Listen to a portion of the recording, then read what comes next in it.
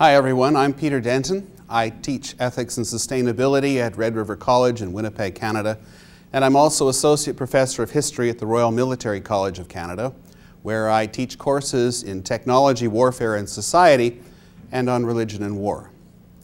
And today what I want to talk to you about is sustainability, ethics and war. I'm trying to pull together the things that I do in different parts of my life and find a way of demonstrating to you that these issues are important to consider together. So sustainability, ethics and war. It's a grim title, but the reason for it is that if we cannot solve the problems around conflict in the 21st century, if we can't find a way out of resolving our differences by means of warfare of whatever kind or description, then all of the things that we are trying to do with respect to sustainability simply won't matter. It's the touchstone of whether or not sustainability is going to be something that will happen or whether it's going to be something that will drift off into the regions of we want something to happen but it can't. So sustainability, ethics and war focuses, the fulcrum in the middle there is ethics, the kinds of choices that we make. So what I want to do in this presentation, and I want to thank Common Ground for giving us the opportunity to extend the conversation beyond people who were in the room that day.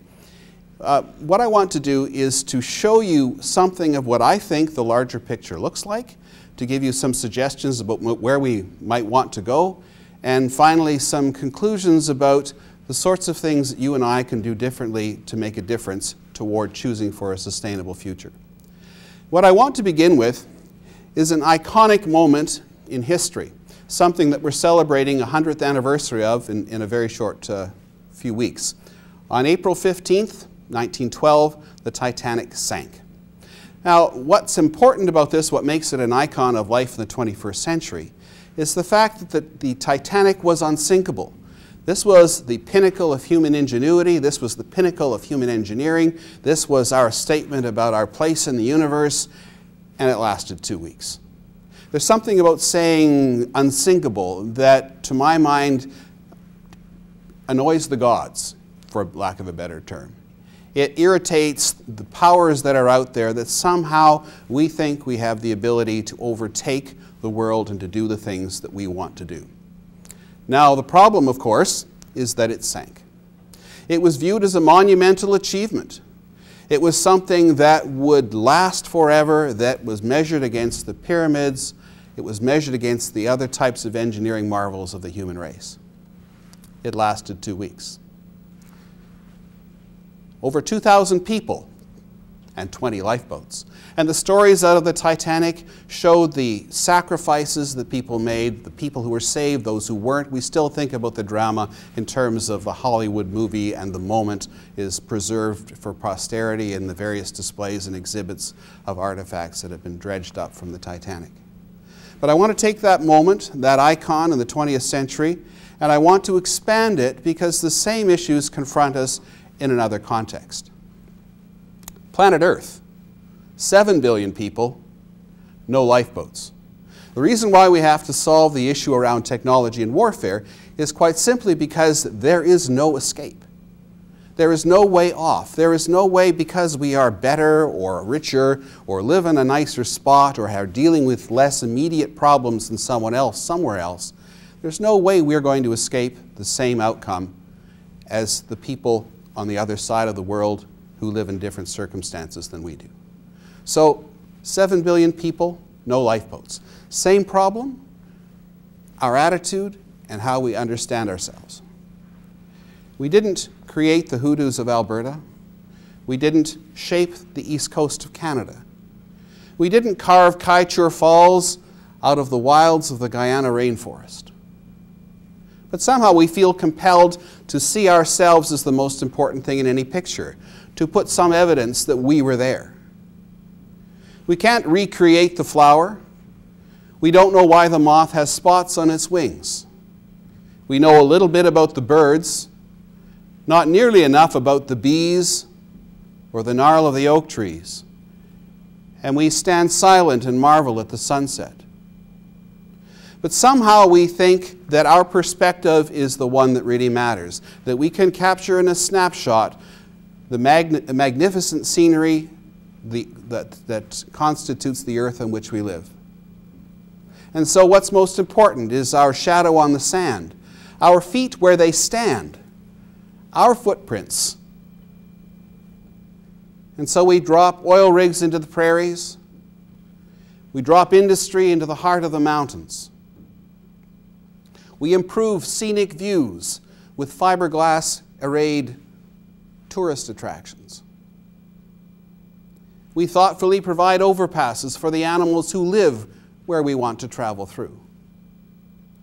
It's pretty easy to conclude that somehow this has to change. Something literally has to stop. Because if it doesn't, are we really looking at the sunset of the human race? And is all our frenzy, including our frenzy around sustainability, really nothing but the death throes of yet another species writhing to the last sunshine? These are serious questions, and they're not new ones. 80 years ago, a fellow by the name of Raymond Fosdick wrote a book called The Old Savage and the New Civilization. And it was a collection of commencement addresses that Fosdick had given to college audiences across the country in the United States. His point was very simple, that moral development, human moral development, had not kept pace with technological development.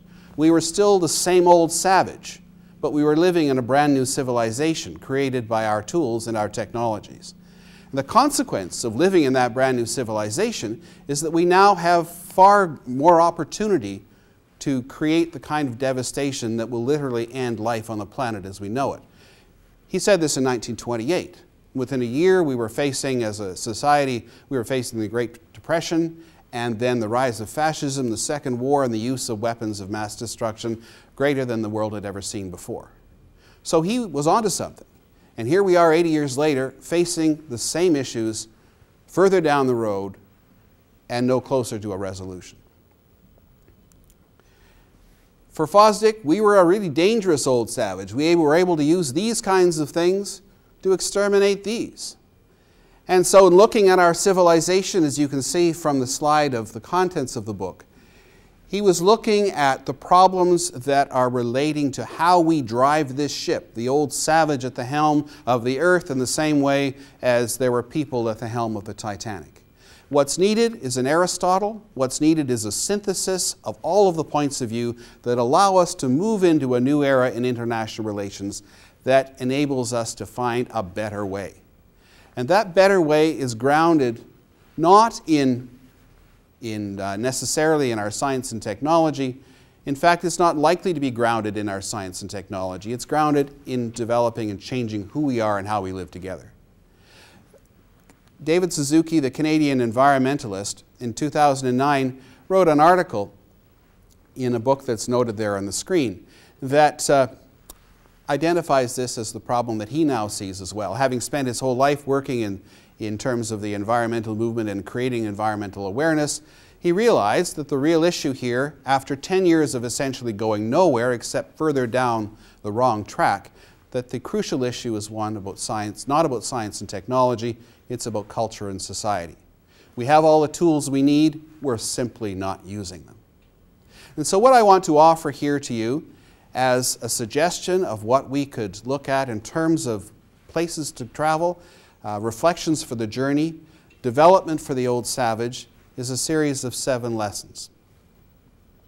So 7 reflections for the journey, 7 lessons the old savage needs to learn.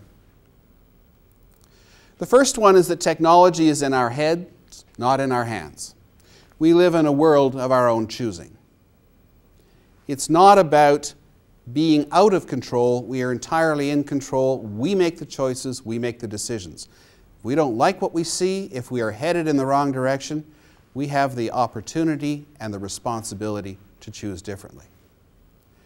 Secondly, everything relates. Only some things connect. We live in a universe of relations, not an environment of connections. In other words, despite the extent to which the mechanical metaphor has taken over our lives and has dominated our thoughts, our words, and how we live together, we don't live in a network. We don't live in a universe of connections, but one of relations where We're not just talking about mechanical things. We're talking about everything from the spiritual side of our existence to what's important in terms of values to our relationships with other people and other living things. And in part, this is because we live in two universes simultaneously, the metrical and the non-metrical, the universe of things that can be counted and numbered and the universe of things that can't. The trick is that everything of value is in the non-metrical universe. So while we use language that involves numbers and counting and measuring, that's not who we are. That's not a sustainable future. We need to find other language, other words, to make sure that the non-metrical universe, that side of our personality and our society, is given a voice. So sustainability requires us to revision the earth not just as common ground, but as sacred space. It's at least as much a spiritual struggle as it is a material one. Moreover, a life is a life however and wherever it is lived. There's no hierarchy of value inherent in life. We sometimes think that there is, that it matters where you live, who you are, how much money you have. But from the perspective of life itself, all life is equal. And in a system that values all life as equal, that realizes that all life is related, it doesn't even matter if we're human or non-human. We're very much a part of the same system, and the relations affect all of us. Our lives unfold in a trajectory in time and space, but their meaning is found in story. We are all both authors and characters. Even minor characters can change any story, and do. This is really crucial, because what it means is that you matter, I matter. Everybody we know matters. Even people that we barely meet matter some way in the story that's unfolding on the earth. And if we don't recognize that involvement, that engagement, the ways in which people of all kinds and places make a difference, then we are missing what is really going on around us.